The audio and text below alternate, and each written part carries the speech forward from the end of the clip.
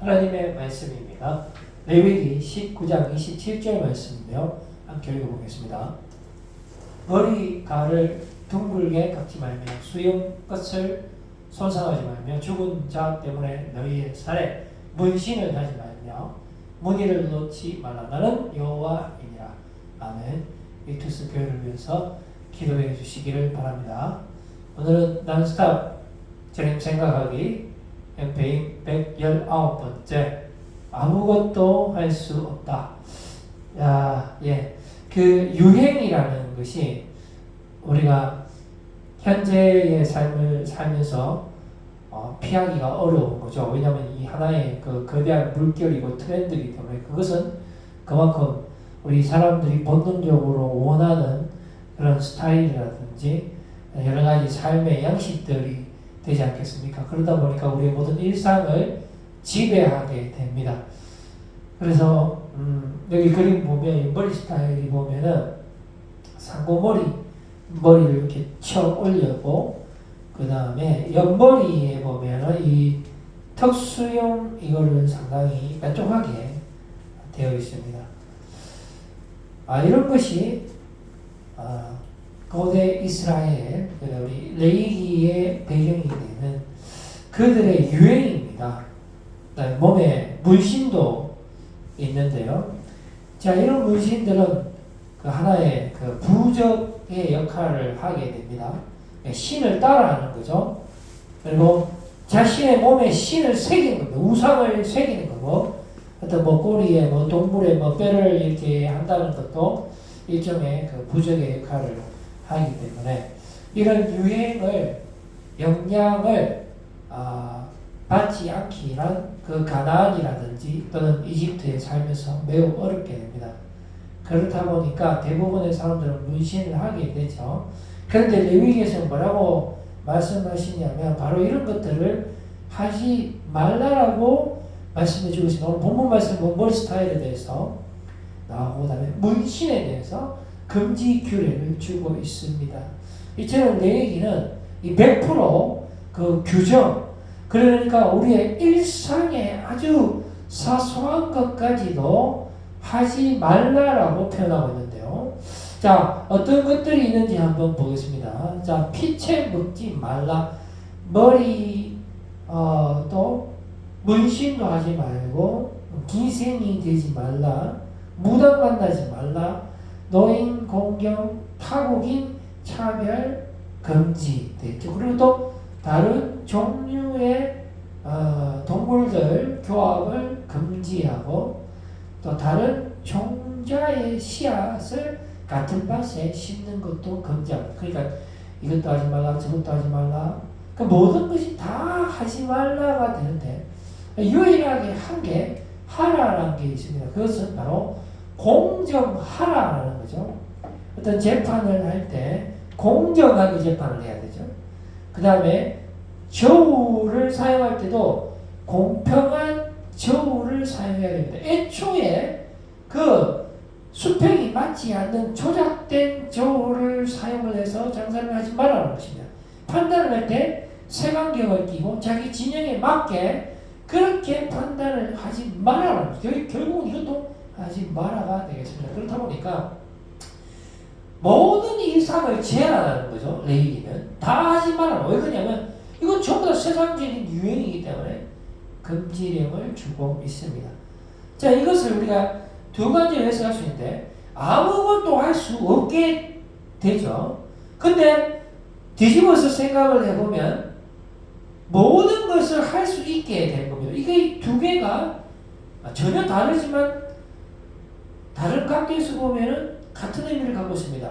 공존 가능함을 시사하는 거죠. 왜 그러냐면 모든 것을 할 수 있다라는 것은 그 반대쪽에 있는 것.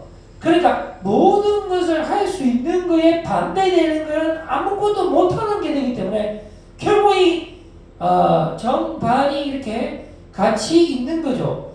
문제는 내가 어느 쪽에 있느냐가 차이가 됩니다. 이 좌쪽에 있느냐 우쪽에 있는 사람은 모든 것을 할 수 없지만은 또 이쪽에 있는 사람은 모든 것을 할 수 있게 되는 것이 되겠습니다. 그래서 고린도후서 6장 8절에서 10절 말씀을 보니까 영광과 욕됨, 이게 두 개가 매치가 되지 않지만은 영광과 욕됨으로 그러했으며 악한 이름과 아름다운 이름도 두 개 같이 쓸 수 없잖아요.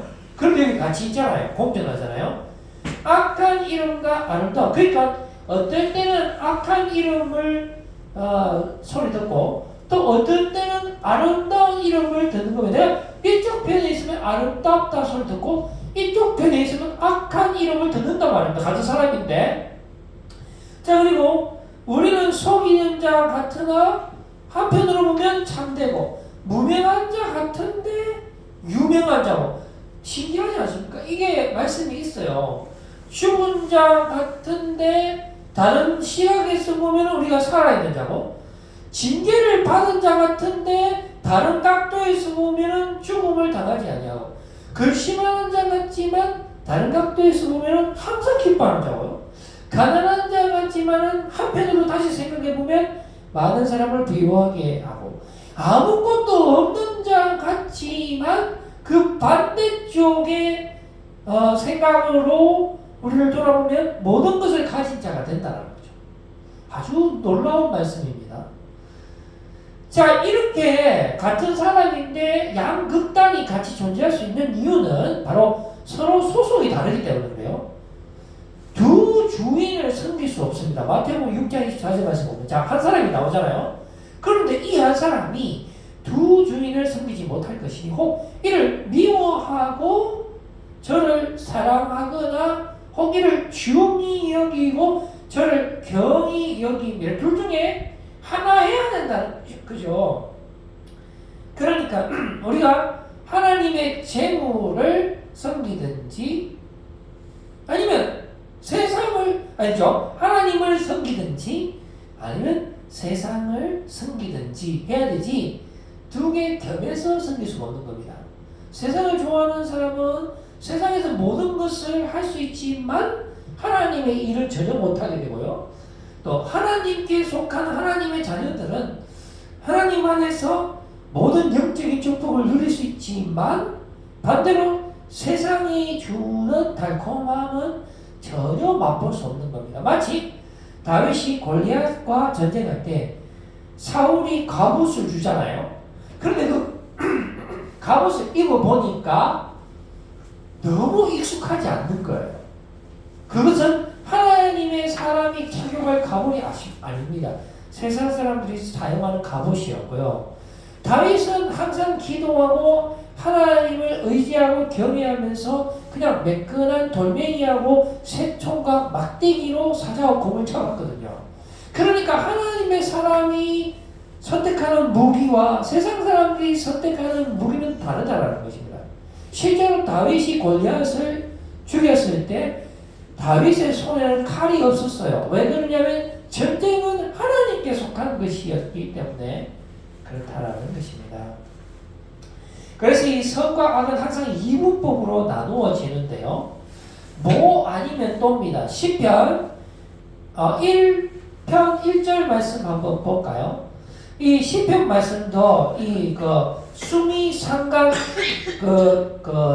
라이팅으로 쓰여졌습니다. 고대 시기 때문에 처음과 마지막에 그 반복되는 내용이 나타나면서 그것이 그 시나 글의 핵심 주제가 되거든요. 그래서 우리가 시편 1편 1절과 6절을 보게 되면은 복 있는 사람은 악인들의 길을 따르지 않으며 죄인들의 길에 서지 아니하며 오만한 자들의 자리에 앉지 아니하고, 자, 마지막 절을 보시면 동일한 내용이 나옵니다. 무릇 의인들의 길은 여호와께서 인정하시나 악인들의 길은 망하리로다. 정확하게 흙과 맹으로 나뉜다는 것을 알 수가 있습니다. 절대로 같이 있지 못하지요. 물과 길은 어둠과 빛, 죽음과 생명, 육의 법과 성령의 법이 되겠습니다. 그래서 가이사의 것은 가이사의 것이고요, 하나님의 것은 하나님의 것이 됩니다. 한 번은 예수님을 골탕 먹이려고 사람들이 이 동전을 가지고 오면서 이 세금을 가이사에게 바치는 것이 맞습니까? 안 바치는 게 맞습니까? 라고 물었습니다. 왜 그러냐면 이스라엘은 그때 로마의 지배하에 있었기 때문에 그 사람들이 민족적인 그런 생각으로는 우리가 독립을 해야 되는 것이 간절한 소망이었기 때문에 예수님께 묻는 겁니다. 이 돈 이거 로마 이 나쁜 사람들한테 갖다 줘야 됩니까? 라고 물어봤을 때 우리 예수님 뭐라고 답변을 합니까? 그 동전 하나 가지고 와보세요. 가이사의 것은 가이사, 동전 하나 갖고 와보세요. 그 동전에 누구의 그림이 그려져 있나요? 가이사의 그림이 그려져 있습니다. 그래요? 그러면 가이사의 것은 가이사 갖다 줘요. 그리고 하나님의 것은 하나님의 것입니다. 라고 우리 예수님께서 답변을 해 주신 것입니다. 그래서 우리가 새 사람과 옛 사람이 있잖아요. 우리가 오직 그리스도만을 알기로 작정하는 삶을 살아야 됩니다. 그러면 그 말은 어떤 말이냐면 세상의 모든 것들은 분토로 여긴다라는 것과 동일한 의미를 가지게 되는 것이죠. 그래서 우리 예수님께서는 나를 따르려면 십자가를 져야 한다라고 말씀을 하셨습니다. 그것은 바로 모든 것을 버린다라는 것을 의미를 하게 되는 것이죠. 절대로 타협이 불가합니다. 왜 그러냐면 세상이 나에 대해서 십자가에 못 박혔고요. 내가 세상에 대해서 십자가에 못 박혔기 때문에 우리는 모든 것을 버려야지만 십자가의 삶을 살 수 있게 되는 것입니다. 그래서 실제로 세리 마테와 사케오도 예수님을 따르기 위해서 모든 것을 버리는 모습을 확인할 수가 있고요. 그런데 부자 청년은 영원한 생명을 얻기 위해서 우리 예수님께 질문을 했고 우리 예수님께서 십계명 율법이 모든 것을 지켜야 한다라고 말씀하셨을 때 그것은 제가 다 지켰습니다. 그래? 그러면 네가 가지고 있는 그 물질을 가난한 사람들에게 다 나눠주라 했을 때 그 부자 청년은 그 많은 재물 때문에 근심함으로 말미암아 그것을 버리지 못하고 결과적으로 예수님을 따르지 못하게 되는 그런 결과를 맞이하게 되는 것입니다. 부자 청년뿐만이 아니라 예수님의 제자들도 모두 다 마찬가지입니다. 모든 것을 버렸다라고 말은 하지만은 결국 예수님께서 그 골고다 언덕 겟세마네 동산에서 체포될 때 모든 제자들이 예수님을 배신하고 도망을 가게 되는 것이죠. 그래서 모든 것을 버린다라는 것은 불가능하게 되는 것입니다. 결국은 우리가 하고 싶은 것이 있으면 그것을 하게 돼 있다는 것입니다. 그것을 끝까지 다 해보고 안 될 때 이제 예수님을 따르게 되는 거죠. 그 전에 우리가 미리 깨닫고 이거 해봤자 이 세상이 나에게 구원을 줄 수 있는 것이 아니구나 라는 것을 미리 깨달아서 예수님이 나의 구원이다 나의 생명이다 라고 하면서 미리 예수님을 따라갈 수 있는 인간은 이 세상에 아무도 없다라는 거죠. 왜 그러냐면 세상 모든 사람들은 죄인이기 때문에 죄 때문에 우리가 하나님과 우리의 관계가 단절된 상태에서 우리가 육의 지배를 받고 죽음의 지배를 받고 죄의 지배를 받기 때문에 우리 독자적인 힘으로는 그렇게 할 수 없는 겁니다. 그래서 우리 예수님께서 하나님께서 이스라엘 백성들을 홍해 바다 앞까지 즉 막다른 골목까지 즉 우리가 할 수 있는 데까지 다 한번 해보라는 겁니다. 그래서 완전히 넉다운이 됐을 때 그때 우리 하나님께서 손을 내밀어 주시고 길을 보여주심으로 말미암아 우리 하나님이 야말로 우리의 구원자 되신다라는 것을 우리로 하여금 보게 하시는 것입니다. 그래서 번째 그 구약에 보면 5대 제사 우리 레위기 지금 말씀 보고 있는데요. 번제, 소제, 화목제, 속죄제, 속건제잖아요. 그런데 종류만 다르지 사실상 죽음을 의미합니다. 우리가 완전히 죽어야 되는 거예요. 왜 그러냐면 우리는 죄 덩어리이기 때문에 우리가 하나님 하나님을 따를 수가 없는 겁니다. 우리가 날마다 죽어야 되고 우리가 죄에서부터 온전히 해방될 때야지만이 우리가 하나님과의 관계가 정상적으로 회복이 되는 것이죠.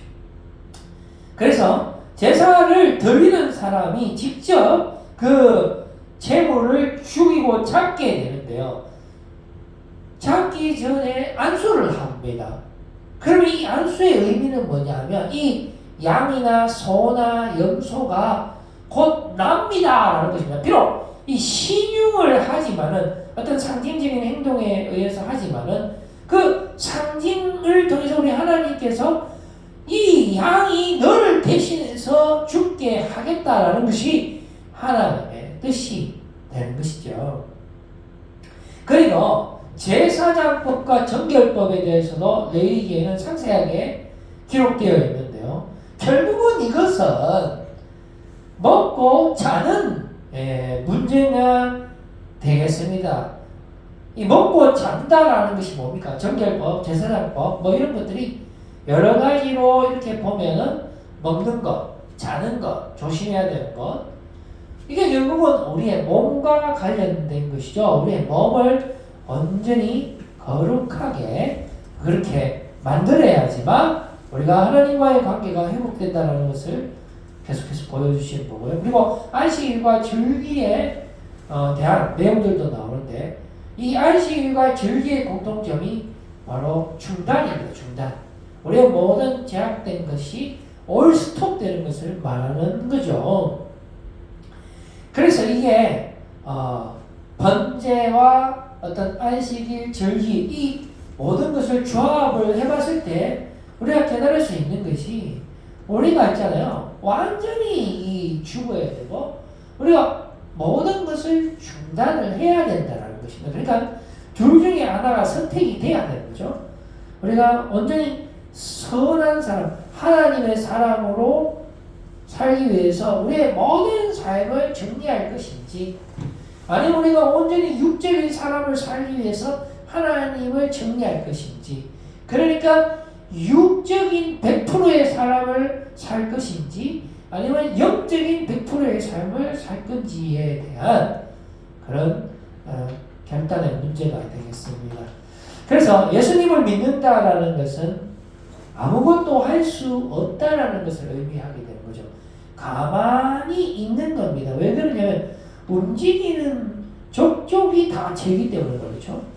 말하는 것도 다 저주고요. 우리가 걷는 것도 상대방을 불행하게 만들기 위한 걸음이 되는 것이에요.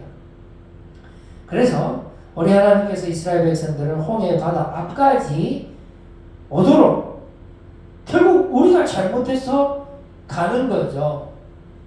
그렇게 했을 때에 하나님께서 홍해 바다를 갈라 주심으로 말미암아 우리가 주 안에 있을 때 우리가 모든 것을 할 수 있고 주 안에 있을 때 모든 것을 할 수 없게 된다라는 것을 깨닫게 된 거죠.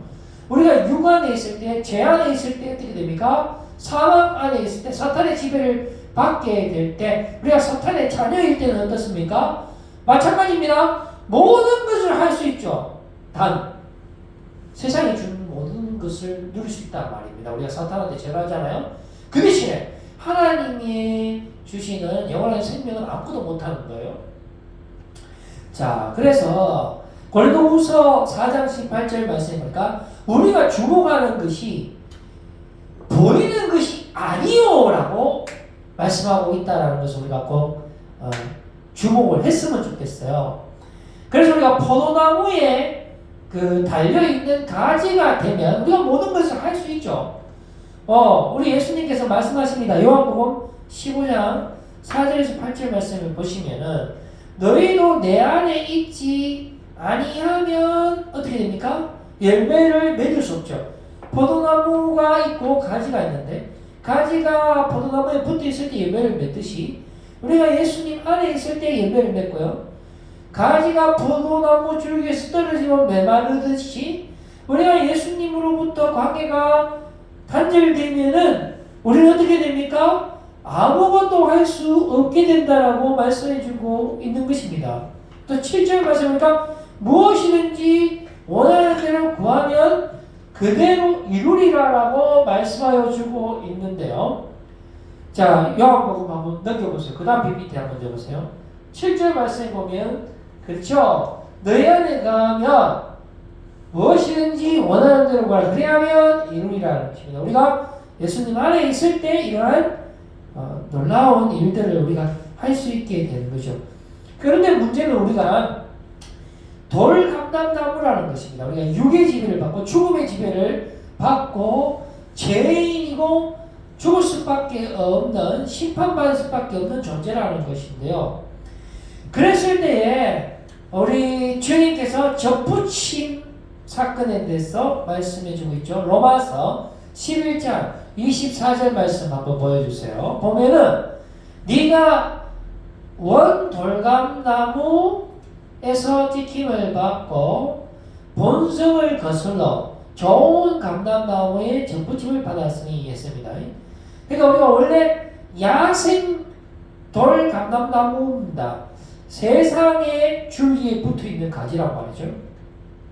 우리가 사탄의 자녀, 사탄의 지배, 어두운 가운데, 죽음 가운데 이미 심판받은 자로서 그렇게 살아가고 있었습니다. 전에는. 그런데 지금은 어떻습니까? 그 우리의 본성을 거스른 거죠. 본성을 거슬러 좋은 감람나무에 접붙임을 당하게 되었다는 것이 놀라운 축복의 복된 말씀이 되는 것입니다. 그래서 이 심판과 구원, 우리는 심판을 받는 것이 아니라 구원을 받게 되는 것이죠. 그래서 우리는 아무것도 할 수 없는 것이 아니라 모든 것을 할 수 있게 되는 것입니다. 사탄에게 절하면 모든 것을 할 수 있지만 그러나 그것은 모두 다 죄와 관련된 것이고요.